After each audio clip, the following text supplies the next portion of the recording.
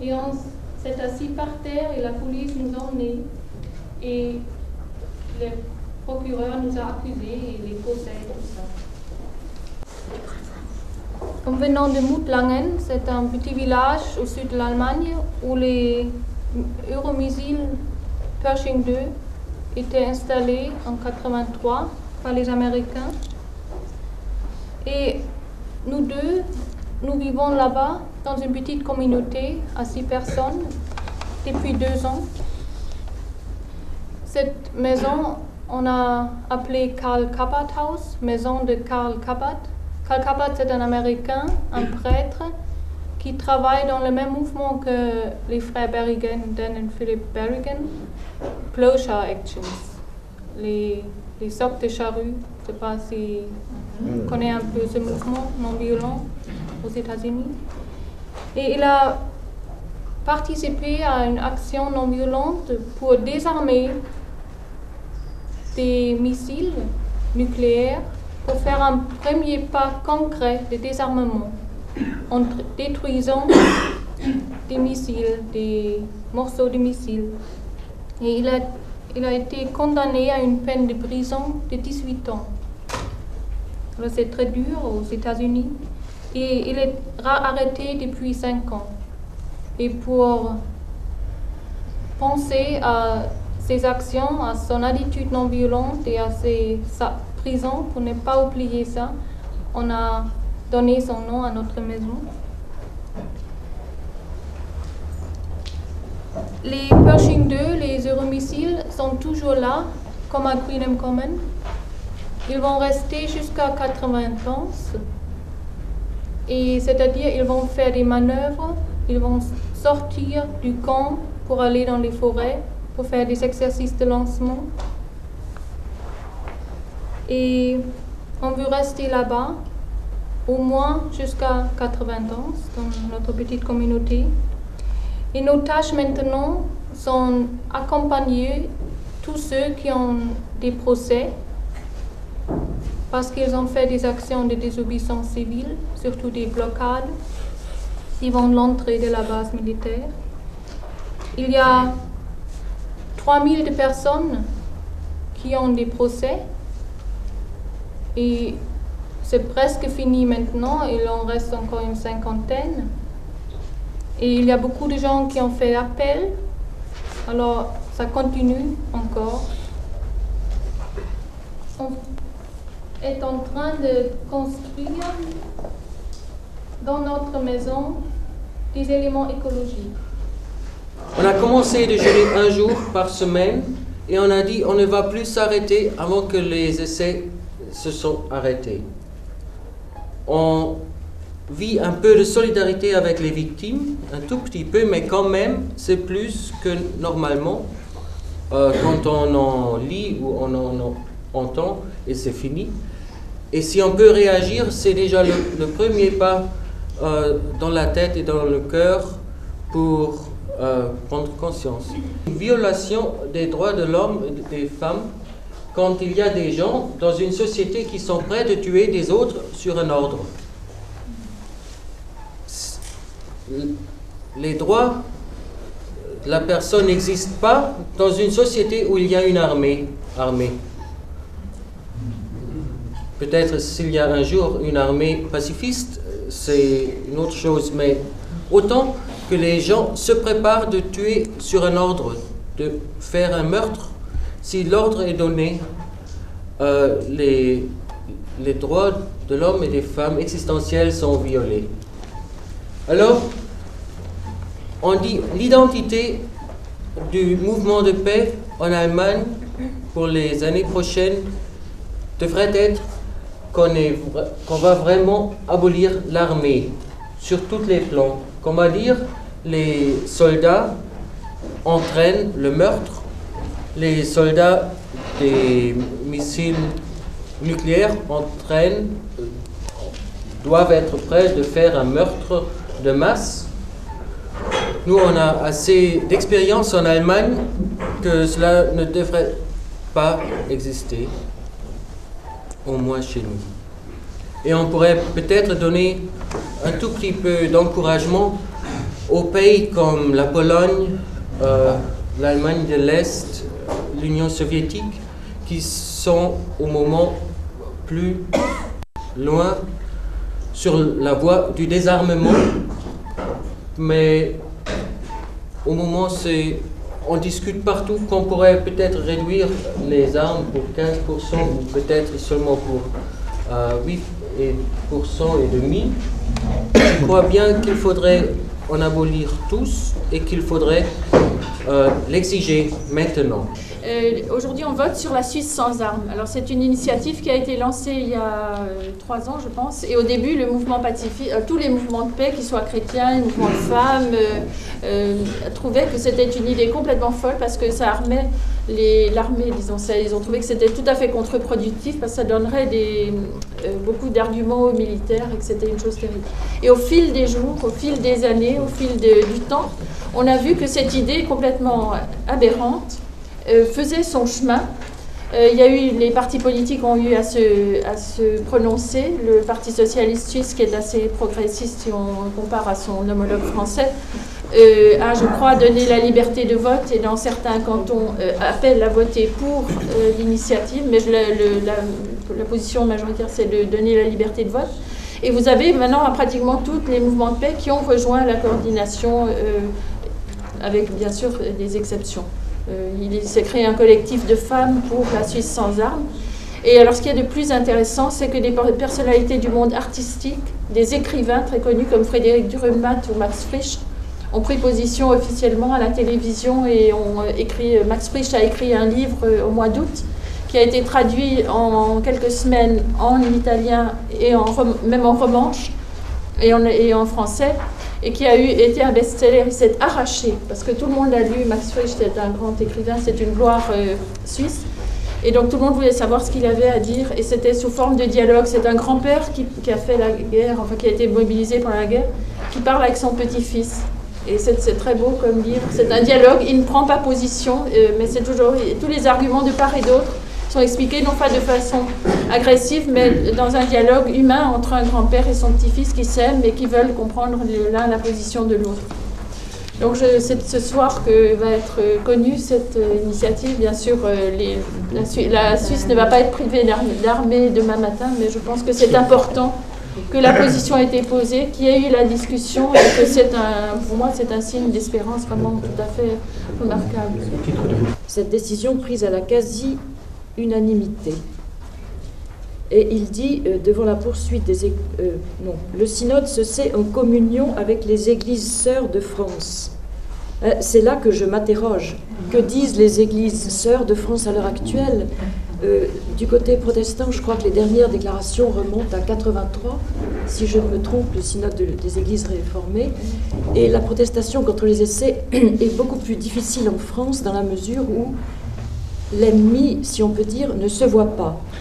Nous avons Greenham Commune depuis des années et des années, bien sûr, parce qu'elles ont les cruises. Il y a les pershings chez vous, ça se voit. Chez nous, c'est enterré au plateau d'Albion ou c'est sous-marin. Alors, on ne voit pas. Un des derniers protestataires a été aussi Jean-Louis Cahus, déserteur par motif de conscience, qui était militaire depuis 4 ans au plateau d'Albion, qui va bien maintenant, mais enfin, le gouvernement a pratiquement évacué sa protestation en faisant une condamnation de très peu de choses par... comment est-ce qu'on appelle ça enfin, il avait fait la prison avant. Le ministre de l'Intérieur. Il a fait un mois. Voilà, il a fait qu'un mois.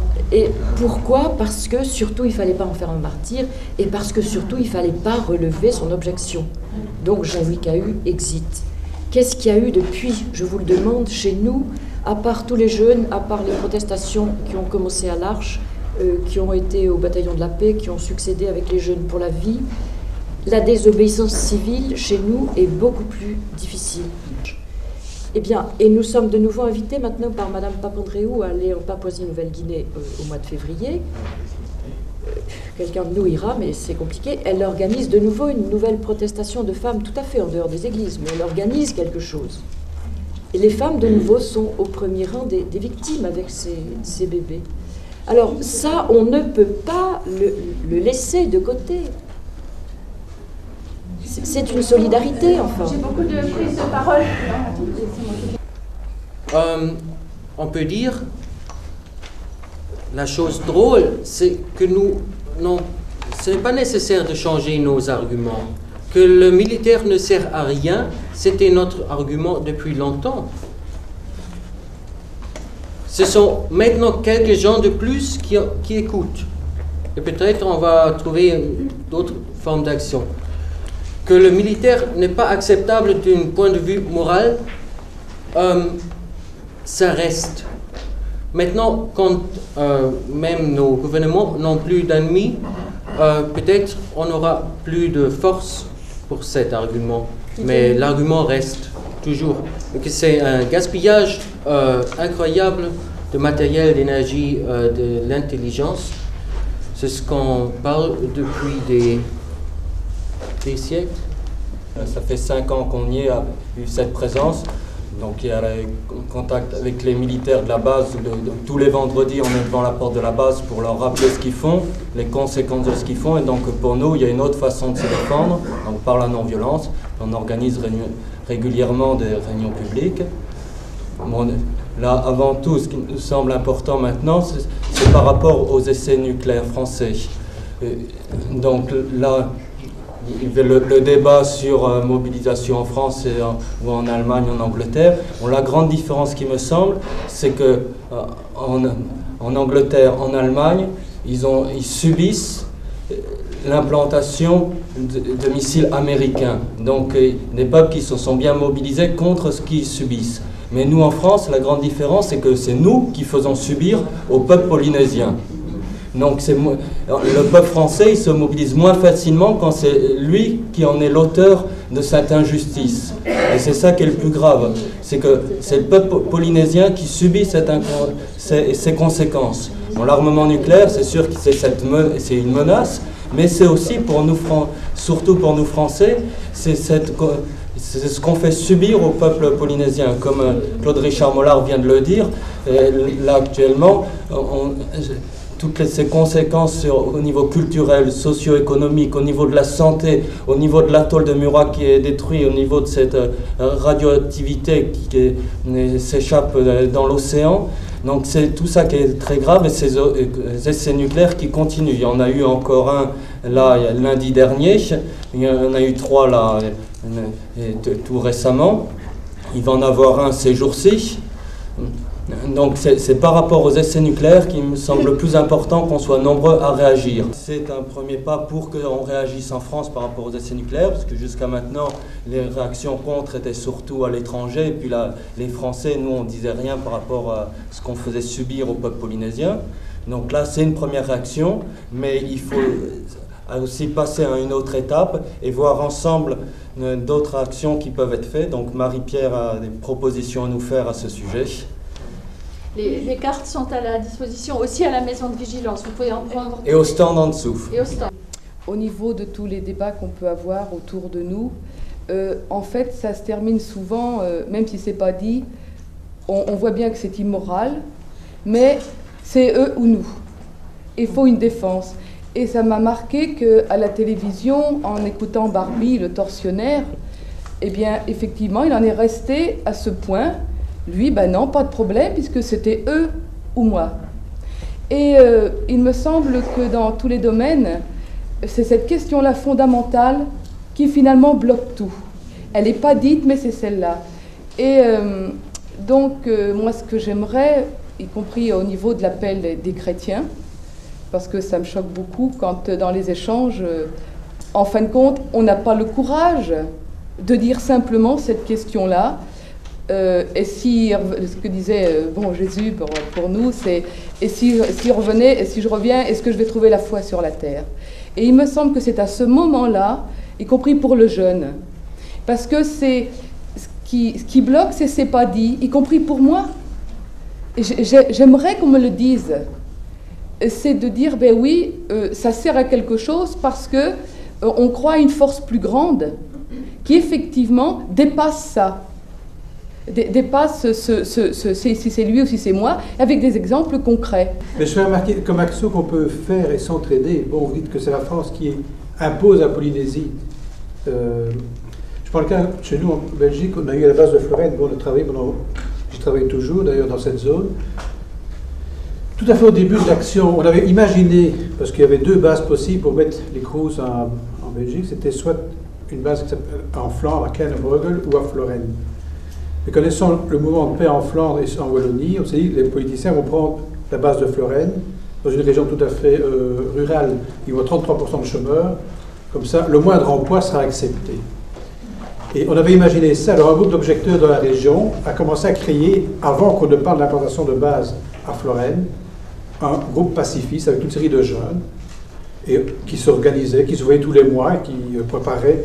On parlait de la non-violence, on avançait progressivement.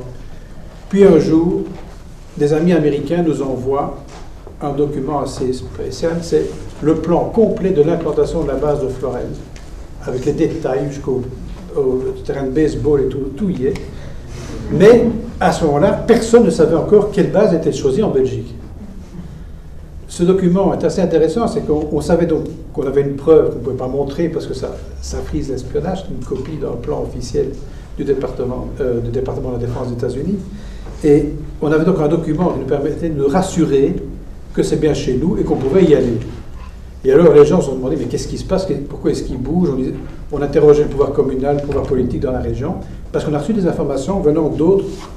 Parce que si tous les pacifistes ont leurs oreilles et leurs yeux et diffusent et envoient l'information aux autres quand c'est nécessaire, on peut aller beaucoup plus vite et on peut être beaucoup plus sûr dans son action. Il n'y a quand même pas que les communistes qui s'occupent de la paix.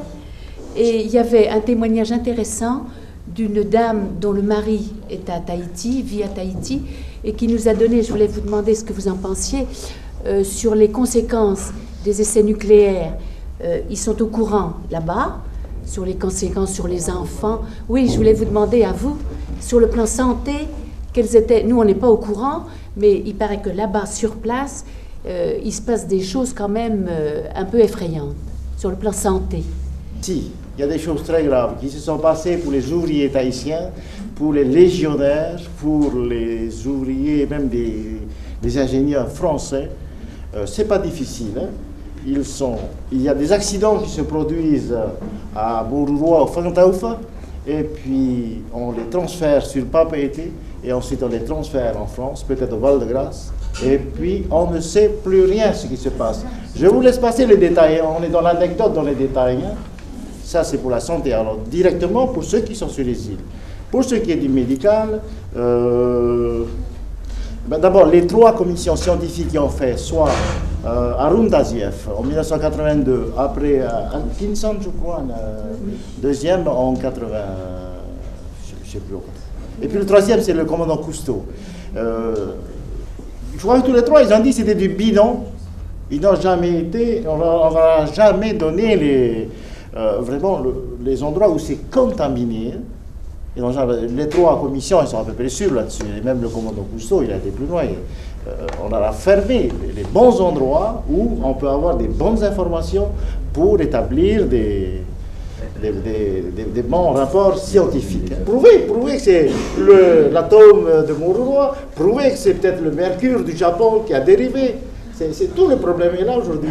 Et bon, ce n'est pas nos sorciers tahitiens qui peuvent aller prouver là-dessus. Voilà tout le problème.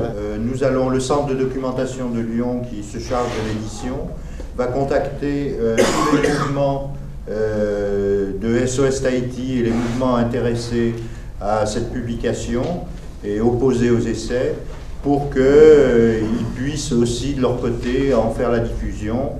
Et peut-être, on en a parlé tout à l'heure avec Solange, créer un événement médiatique sur Paris pour la sortie de ce document.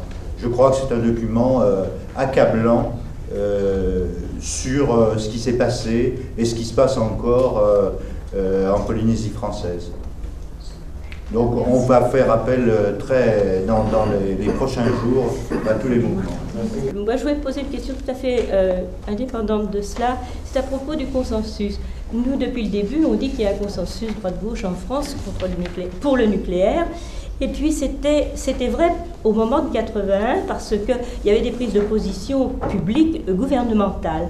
Et puis on se dit qu'il faut faire attention de ne pas continuer à dire ça. C'est récent, cette impression, parce qu'en discutant avec les gens, on s'est aperçu qu'il n'y a pas un consensus précisément. C'est le consensus gouvernemental qui voudrait faire croire que la population dans son ensemble est favorable à ça. Parce que ce qu'on exprime toujours, c'est la position du gouvernement en place. Or, il y a quand même des mouvements d'opposition. Il y a en particulier, effectivement, le mouvement de la paix qui a pris position plus récemment, mais enfin, ça compte pour quelque chose. Et il y a évidemment des petites organisations chrétiennes et non chrétiennes qui luttent depuis le début. Et effectivement, la manière d'occulter cette résistance, c'est de dire il y a un consensus. Or, il faut faire très attention, il existe au niveau gouvernemental, mais pas si fort que ça. Pas si fort que ça. Et notre travail serait peut-être effectivement de l'attaquer, ce consensus, au sommet. Et en même temps, à la base. À la base, ce sera moins difficile. Mais ce qui nous semble important, c'est effectivement de le briser officiellement, qu'on puisse, parce que la presse se tait là-dessus, mais qu'on puisse prendre un peu plus la parole dans la presse pour prouver qu'il n'y a pas de consensus. Mais l'autre, si vous voulez, l'autre aspect, c'est difficile à expliquer, parce qu'en fin de compte, quand on voit le voyage de Rocard, on a l'impression qu'il n'y aura pas de référendum. Il a dit textuellement, il n'y aura pas de référendum. Parce que la défense de la France, ça se fait en France. Oui. Alors, s'il y avait une consultation, ce serait la France et la Polynésie. Vous voyez le poids dans les votes, ce que ça peut donner. Il faut être prudent. On n'est pas sûr qu'un référendum serait favorable contre le nucléaire. On n'est pas sûr du tout. Mais par contre, ce qu'on sait, c'est qu'il y a en Polynésie actuellement une table ronde très importante à l'Assemblée territoriale, c'est-à-dire à l'intérieur de la classe dirigeante du pays, qui n'est pas sans importance. Faut attendre encore un petit peu, probablement, pour avoir les conclusions. Moi, j'ai eu la presse, ça me semble encore un peu flou. En particulier, Temaru n'y a pas participé. Une partie des églises n'y ont pas participé. C'est presque exclusivement les partis politiques ou tout au moins des représentants d'une population qui n'a pas son mot à dire. Or, ce serait important pour nous d'utiliser le compte-rendu de cette table ronde, parce que ça me semble très important pour briser l'impression du consensus. J'ai participé en tant que militant à la campagne pour la réduction des dépenses d'armement qu'a menée le MAN. Ça se passe de manière très simple, on parle et on discute sur la rue. Eh bien, moi, je vous jure, contrairement, que si le consensus français s'effrite quelque peu, ça faut quand même que je le reconnaisse, il est très très fort. L'argument qui est notre défense de force de frappe maintient la paix, mais il est très fort dans les esprits français d'abord. Hein. Et ça, mais vraiment, c'est quelque chose que personnellement je ressens très fort et je ne crois pas me tromper. Alors ça me désole, bien sûr, ça me désole. Je pense quand même qu'une avancée va se faire peu à peu, quand même.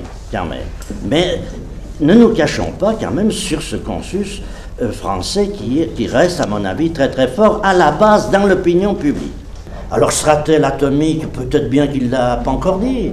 Mais enfin, alors quelle est la possibilité, nom de chien, d'influencer, mais ces hommes politiques qui ont les rênes, parce que tout est là.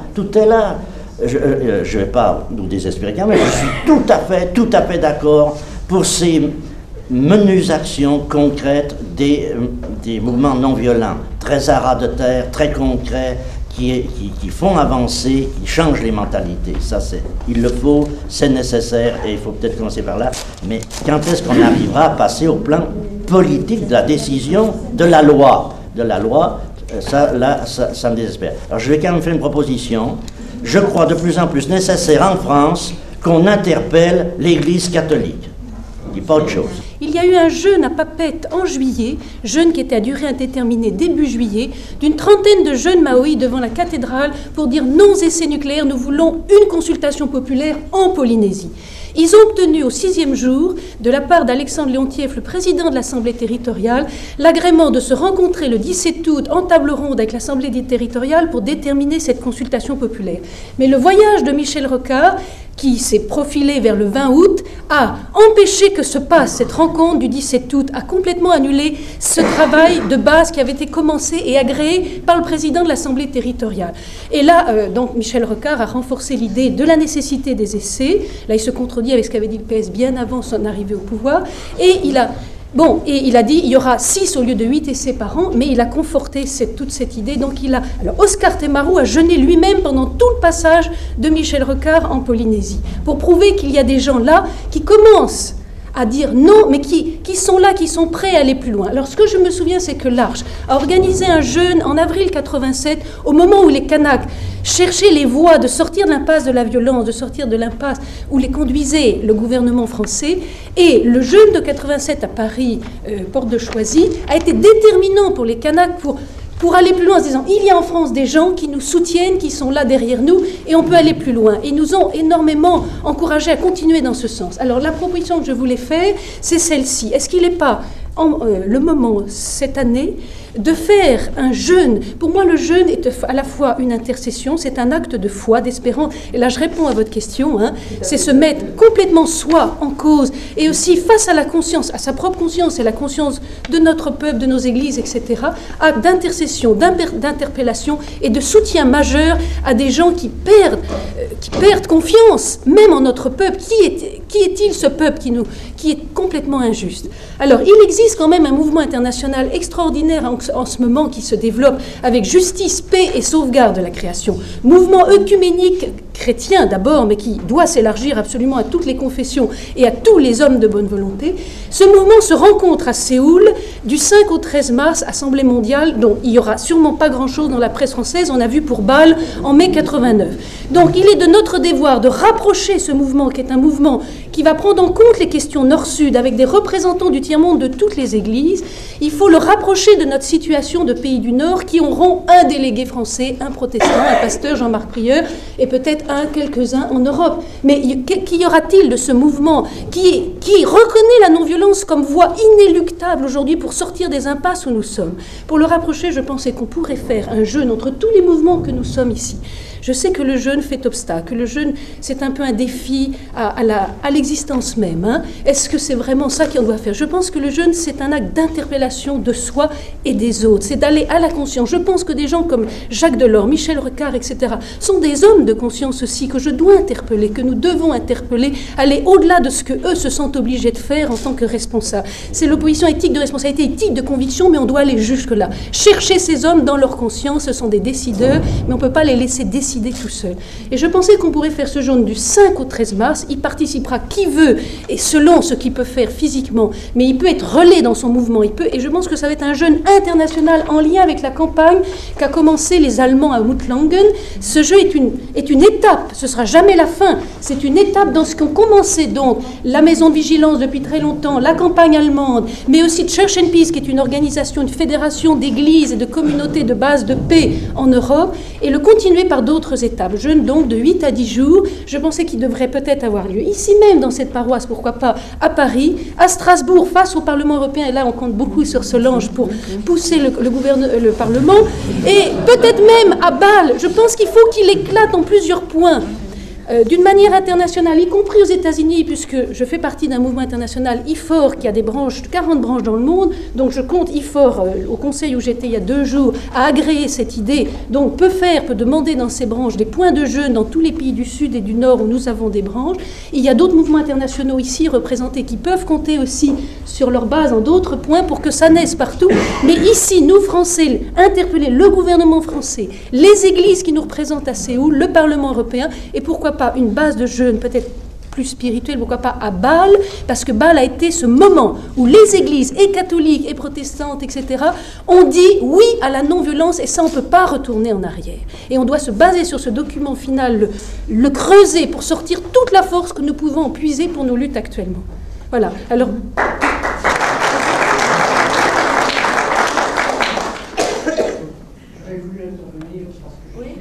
Il y a quelques semaines à Lourdes, a déclaré qu'il fallait que la France continue à vendre des armes, parce que si ce n'est pas nous qui les vendions, ce serait d'autres qui les vendraient. Et je voudrais préciser que, à ma connaissance, l'Église catholique, dans la majorité des évêques, n'a pas répondu à Delors sur ce point. Et je voudrais mettre ici énergiquement les églises en accusation, parce que moi qui ne suis pas chrétien, je constate que depuis 2000 ans que le Christ est venu sur terre pour être un homme révolutionnaire et apporter sa foi. Je constate que tous ceux qui, au pouvoir, que ce soit dans les pays occidentaux, et en particulier, je pense, aux États-Unis, font des politiques d'ultra-violence. Alors, je suis un petit peu... Il faut être réaliste à ce niveau-là. J'ai eu l'occasion, je suis efforcé de lire les contributions qui sont pour le Parti Socialiste du mois de mars. J'assure, c'est un gros effort parce qu'il y a 3 trucs comme ça. Il faut lire ce qui est écrit par toutes les tendances du Parti Socialiste, je parle par d'Ernu bien sûr, mais de tous les autres, concernant la défense, y compris actuellement vis-à-vis de ce qui se passe dans l'Est. C'est ne baissons pas notre défense de frappe, que ce soit la tendance Rocard avec Trottmann, que ce soit, à part une exception, je crois, qui est Gérard Fouch, c'est absolument incroyable. Alors, je voudrais ici dire combien tout ça est inquiétant. Ensuite, j'ajouterais que, en ce qui concerne la non-violence, il y a une ambiguïté, et je voudrais bien que tous les croyants qui sont ici la prennent conscience. Je suis mal à l'aise quand systématiquement on veut dire non-violence ou défense civile et automatiquement on la rattache à la croyance au Christ. Je suis navré, mais pour moi le Christ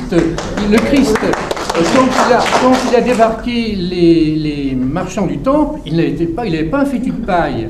Et tout ce que je vois à l'Inquisition jusqu'au général Aoun, ce sont quand même des gens qui se disent chrétiens et qui... Alors, essayons de dépasser, je crois que c'est important pour la notion même de non-violence, de l'action de la défense civile non-violente ou violente, enfin, une autre défense civile. Il est important, et je le dis ici très sincèrement à tous ceux qui sont ici et qui sont croyants, de dépasser, il ne faut absolument pas faire ces références systématiques, non-violence, défense civile et aussitôt Dieu, quel qu'il soit. Parce que c'est bloqué absolument toute discussion en profondeur et ça bloque effectivement toute avance dans le cas de tous les gens qui sont à travers cette Europe et qui ne sont pas forcément croyants. À placer la première expérience à Reagan en Algérie, nous étions quelques-uns à répondre à ce hurrah pour la France, à dire notre honte pour la France.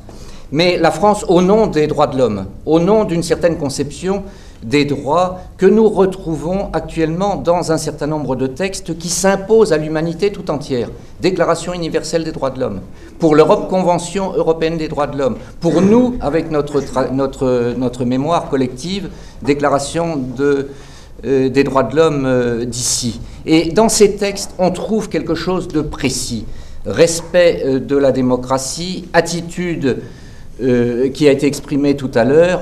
Au fond, il y a incompatibilité totale entre droit à la vie et menace des armes.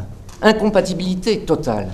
Donc il faut l'affirmer, et on peut l'affirmer avec un certain optimisme aujourd'hui, parce que ce qui m'a frappé dans les événements de l'Est de ces derniers jours, c'est à quel point la démocratie se manifestait dans la rue et de façon massive, mais sans qu'on agite des drapeaux nationaux. Il semble que l'humanité soit ressentie de plus en plus aujourd'hui, et c'est peut-être lié aux menaces que nous avons vécues dans les années toutes récentes, comme la vie d'un tout petit groupe humain, d'un village solidaire. On a le sentiment que là, il y a une proximité. Et quand je défends les Polynésiens ou quand je défends le peuple kanak, j'ai l'impression que ce qui autrefois était événement totalement lointain est aujourd'hui événement très proche. Ce qui se passe en Afrique du Sud est très proche. Ce qui se passe dans les démocraties qui se cherchent à l'Est avec cette présence de tous, cette victoire au fond de la démocratie, elle me rend optimiste. Alors je voudrais que dans toutes les actions que nous allons envisager, on marque bien toutes les batailles qui ont été gagnées à travers l'action militante de quelques-uns, quelquefois d'un seul. Et tout à l'heure, on a parlé de Jean-Louis Cahu, enfin, exemple symbolique extraordinaire, parce que, je le rappelle, Jean-Louis Cahu était officier, un des 4 officiers français chargés de mettre sur orbite l'arme atomique française, et l'objection de conscience de Jean-Louis Cahu détruisait totalement le système nucléaire français. Donc cet homme seul, que ensuite, et on l'a bien dit, On a essayé de présenter comme quelqu'un qu'il fallait évacuer, mais c'est ça le drame de nos sociétés qui sont bien organisées pour digérer les oppositions. Il a eu, dans sa prise de position d'objection de conscience, il faut rappeler tous les développements qui ont été faits dans ce pays même pour rendre légal le droit à l'objection, c'est-à-dire ce qui est incroyable dans la tradition française, le droit d'apprendre, de refuser d'apprendre à tuer. C'est extraordinaire que tout ça a vécu ces derniers temps. Il y a eu des avancées très importantes au niveau de la loi. Et toutes ces avancées, je me résume, on trouve... Alors, qu'est-ce qu'un État de droit ? C'est un État qui respecte la loi supérieure. Et la loi supérieure pour l'humanité entière, aujourd'hui, tout petit groupe humain solidaire, c'est la Déclaration universelle. Et vous trouvez, si vous demandez simplement aux juges, si vous demandez aux autorités, si vous demandez à tous ceux qui prétendent nous gouverner d'appliquer leurs propres lois, vous les obligez. Et chacun est homme et femme de conscience à qui on peut parler, vous les obligez à prendre des positions qui deviennent des positions concrètes contre l'armement nucléaire, contre toutes les armées, parce que vous trouvez dans la loi essentielle, dans la Déclaration universelle des droits de l'homme, la loi qui s'impose à tous. Et c'est ça la démocratie, c'est la loi voulue par tous et qui s'impose à tous. Alors, moi je suis assez optimiste en ce moment, et je me résume, à partir de ce qui se passe à l'Est, à partir de nos prises de conscience, à partir de ce que fait le peuple polynésien, de ce que fait le peuple kanak, qui encore d'une fois sont très proches, et peu m'importe à la limite ces missions d'experts ou ces missions scientifiques, et je dis ma consternation de voir des hommes comme Tazieff ou Cousteau cautionner finalement l'inadmissible à partir de pseudo. Mais enfin, quand on parle à un Polynésien, quand on parle à un Kanak, on n'a pas besoin d'expertise. Ils sont consternés, bouleversés, mais physiquement bouleversés de sentir que leur terre, leur mère, que leur esprit même, que leurs ancêtres, que leurs descendants, que toute la vie collective à laquelle ils sont attachés est polluée par nos expériences, est contaminée par nos expériences. Ils n'ont pas besoin d'expertise scientifique. Alors, voilà ce qui peut peu à peu avancer, c'est la prise de conscience qu'on appartient à une communauté très étroite, de plus en plus en danger. Le consensus français sur cette affaire me paraît tout à fait un consensus mou et de démobilisation totale, et finalement un consensus qui ne repose sur rien. Moi, je me résume, très optimiste en voyant ce qui se passe dans le monde entier, à partir de cette conviction que la violence a toujours été négative, destructrice. Finalement, violence contre les droits, violence contre les hommes et les femmes, finalement, si on se contentait de dire à nos dirigeants, à ceux qui nous gouvernent, appliquer la loi commune, Déclaration universelle des droits de l'homme, il me semble qu'on pourrait entrer dans une humanité vivable, mais enfin, c'est en même temps une espérance. Alors, au sein des Verts, il y a une réflexion sur une défense à la Suisse ou à la Yougoslave, disons, qui serait purement défensive, comme une réflexion qui se passe aussi en Allemagne. Moi, personnellement, je suis tout à fait opposée. Vous voyez que j'ai un fusil brisé à mon col. Je suis contre la chasse et contre tout le port de toutes sortes d'armes. Mais je suis quand même... en fait, j'ai beaucoup de mes camarades maintenant au sein des Verts qui pensent qu'il faut peut-être quand même pouvoir résister. Moi, je leur demande à qui et où est l'ennemi. Et je partage tout à fait l'idée de Jean-Jacques de Félix que maintenant se développe avec cette belle affiche aussi que vous avez vue, la conscience planétaire. Et on voit que nous sommes tous sur le même bateau. Et cette histoire de drapeau, à mon avis, c'est complètement dépassé. Mais bon, la discussion est à ce niveau. Mais il y a une condamnation absolument, et je pense on a tort de penser que la dissuasion civile, comme on l'appelle, puisse être complémentaire. Ça, je pense que c'est une erreur fondamentale qu'il faudrait rectifier le plus vite possible grâce à des discussions et une avancée dans le mouvement. Voilà ce que je voulais dire. J'ai été chargée de répondre en 4 minutes et j'ai dit que malheureusement le président en exercice du Conseil européen n'avait peu de chance parce que chaque fois qu'il venait s'entretenir, selon ses paroles, avec le Parlement européen, c'était au lendemain d'un essai nucléaire. Et que tout en parlant d'ouverture à l'Est et de démocratie, il a parlé aussi de la Roumanie en termes très poétiques en disant qu'il y avait des grands silences qui écavalaient un grand bruit. J'ai invité le Parlement européen à écouter le grand silence qui entourait les îlots de Mururoa et de Fongatofa dans le Pacifique Sud. Ensuite, j'ai aussi proposé de signer immédiatement un traité de paix avec l'Allemagne, ce qu'on attend depuis Yalta, et avec retrait immédiat des troupes d'occupation soviétiques de République démocratique allemande, française, allemande. Mais enfin, voilà, M. Delors, c'est une figure extrêmement fâchée. Je le voyais tout le temps en face de moi. Mais je dois vous dire que le consensus, enfin, il y a plusieurs socialistes d'autres pays qui sont venus me serrer la main après cette intervention, qui a été très résumée, puisque je n'avais que 4 minutes. Mais il y a des moyens de parler. Je pense que nous devons aussi savoir ça. C'est la complémentarité. Chacune des petites actions que nous entreprenons nous paraît dérisoire et très petite. Mais il faut savoir que vous, par exemple, du MDPL, vous scrutez les prises de position pour le prochain congrès du Parti socialiste. C'est très important. Marie-Pierre interpelle l'Église. Nous sommes les mouvements de femmes. Nous sommes en solidarité beaucoup avec nos amis polynésiens. Enfin, nous avons toutes sortes d'actions et ça fait une synergie qui est vraiment très importante. Absolument. Et aucune de ces formes d'action très différentes ne peut être vue isolément, mais c'est vraiment très important. Et chaque petit coup de pouce, moi je pourrais vous raconter des anecdotes incroyables, mais je n'ai pas le temps ici. Mais c'est ça qui est important. Et tant que j'ai la parole, je vais vous dire que l'année prochaine, c'est une année vraiment décisive en ce qui concerne les essais nucléaires. On a parlé tout à l'heure des armes chimiques. Il y a une commission qui siège à Genève sur l'interdiction des armes chimiques et ils ont grand espoir d'avancer vers un traité d'interdiction totale. L'année prochaine se tiendra à Genève aussi le traité de révision du traité de non-prolifération qui parle aussi des essais nucléaires. Et la chose la plus importante, c'était que 41 pays des Nations Unies ont obtenu que se tienne à New York, aux Nations Unies, la révision du traité d'interdiction partielle des essais nucléaires. Parce qu'en 1963, au traité de Moscou, on a interdit les essais en atmosphère, mais il était bien dit que c'était un premier pas. Et si 41 pays demandent la tenue d'un traité de révision, les puissances qui font pour l'instant opposition, qui sont la France, les États-Unis et la Grande-Bretagne, sont obligés par le règlement des Nations Unies. Donc il y aura une convention à New York des Nations Unies qui verra exactement les termes du traité d'interdiction partielle et qui les amendera. Il y aura des propositions d'amendement pour le transformer de façon tout à fait contraignante pour toutes les parties prenantes en un traité d'interdiction totale des essais nucléaires. C'est pour ça que vraiment c'est une question, là c'est au niveau institutionnel auquel beaucoup d'entre nous ne croient pas, mais c'est aussi complémentaire, c'est un ensemble, il faut bien voir nos actions comme des petits points qui touchent à des rouages différents du fonctionnement de notre société, points individuels, politiques, institutionnels. Et aucun d'eux ne peut être négligé.